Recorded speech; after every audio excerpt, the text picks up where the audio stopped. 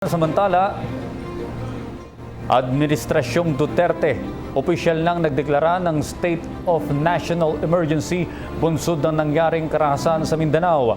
Ang ulat mula kay Sweden Velado.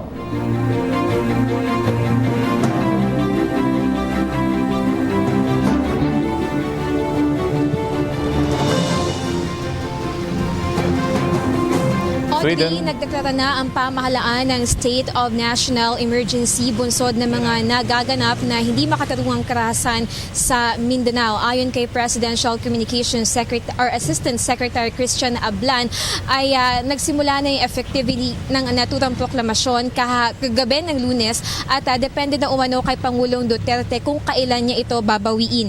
Ayon kay Ablan, sa ilalim ng Section 18, Article 7 ng Philippine Constitution ay maaaring ipatawag ni Pangulong Duterte ang militar bilang Commander-in-Chief. Pangunahing layunin ng proklamasyon kasi na supili ng AFP at PNP ang lahat ng uri ng karahasan sa Mindanao at sa iba pang panig ng bansa.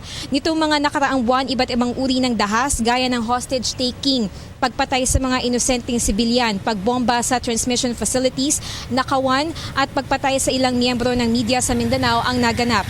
Giit ni Executive Secretary Salvador Medialdea, terorismo ang pinakapangunahing dahilan ng proklamasyon at hindi ang mga insidenteng may kinalaman sa iligal na droga.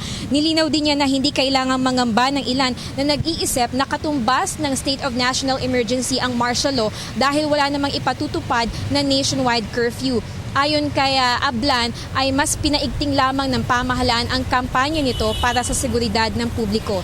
Nilagdaan ni Pangulong Rodrigo Duterte ang nasabing proklamasyon kahapon bago ito tumulak pa Laos upang dumalo sa ASEAN Summit.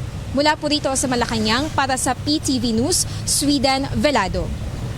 Maraming salamat, Sweden Velado.